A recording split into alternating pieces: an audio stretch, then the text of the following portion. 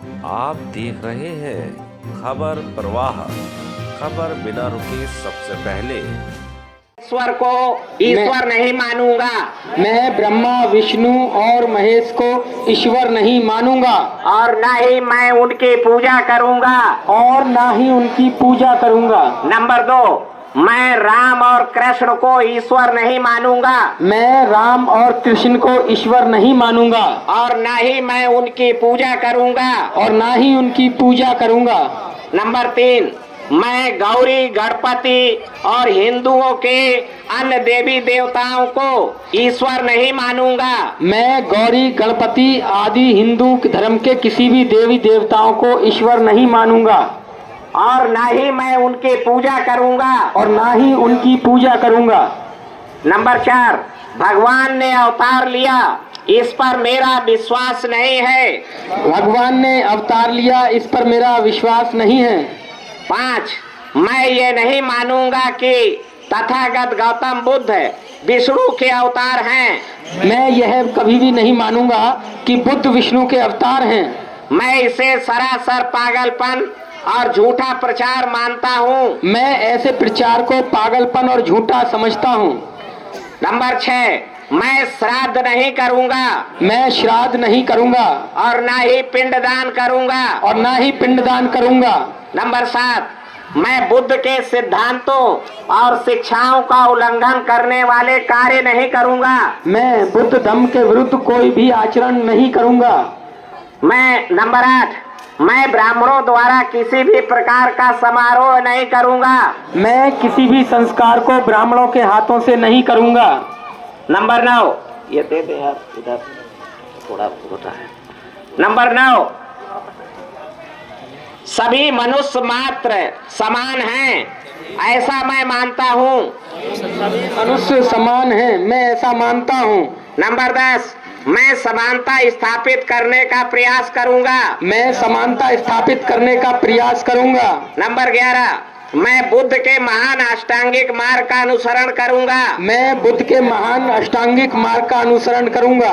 Number 12, मैं बुद्ध द्वारा बताई गई 10 पारमिताओं का पालन करूंगा। मैं बुद्ध द्वारा बताई गई 10 पारमिताओं का पालन करूंगा। नंबर 13, मैं सभी जीवों पर दया और करुणा करूंगा और उनकी रक्षा करूंगा। मैं सभी जीवों पर दया और करुणा करूंगा और उनकी रक्षा करूंगा। नंबर 14, मैं चोरी नहीं करूंगा। मैं चोरी नहीं करूंगा। नंबर 15, मैं झूठ नहीं बोलूंगा। मैं झूठ नहीं बोलूंगा। देखिए, ये काशीपुर में ग्राम भोगपुर में अंबेडकर पार्क जन कल्याण सेवा समिति है और वो उन्हीं का मैदान है, बाबा साहब के नाम से दर्ज है। यहाँ पर लगभग 500 लोगों ने धम्म की दीक्षा ली है।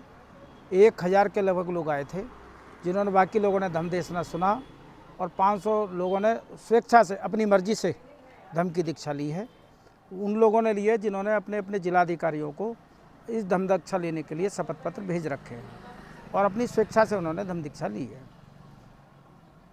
इस तरह से जो है हिंदू राष्ट्र बनाने की बात सरकार करती है, लेकिन इधर जो पूरा मामला विपरीत नजर आया कि हिंदू धर्म को और ये बौद्ध धर्म अपनाया है, क्या कहेंगे इसके बारे में? कार्यक्रम के बारे में जानकारी दी गई थी। देखिए, कार्यक्रम के बारे में मैं बता दूं कि हमने प्रशासन से इसकी अनुमति ली है और जिलाधिकारी महोदय को उनके शपथ पत्र भी भेज दिए गए हैं। उन लोगों ने स्वेच्छा से भेजे हैं। और रही हिंदू राष्ट्र बनाने की बात, भारत ना तो कभी हिंदू राष्ट्र था ना कभी बनेगा, क्योंकि SC ST OBC के जो लोग हैं वो हिंदू नहीं है और दुनिया की कोई ताकत उनको हिंदू भी साबित नहीं कर सकती। अगर कोई हिंदू साबित करेगी तो हम उन्हें 1 करोड़ रुपए का इनाम देंगे। अगर कोई ये कह दे कि ये हिंदू हैं SC ST OBC, क्योंकि इनका कोई संस्कार होता नहीं है।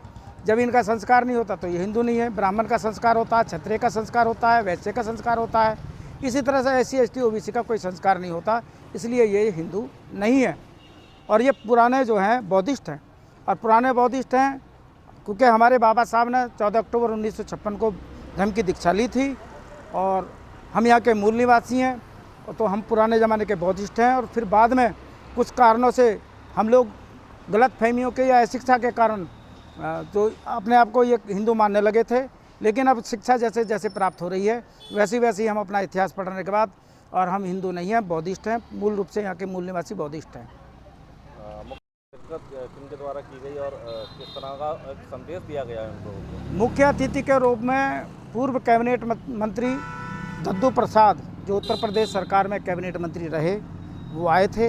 इसके अलावा दिल्ली से कुछ आए थे, हमारे कुछ सिंगर भी आए थे। सिंगरों ने भी अपना जो है अपने संगीत के माध्यम से जो है वहाँ बैठी उपासक उपासिकाओं को ज्ञानवर्धन किया।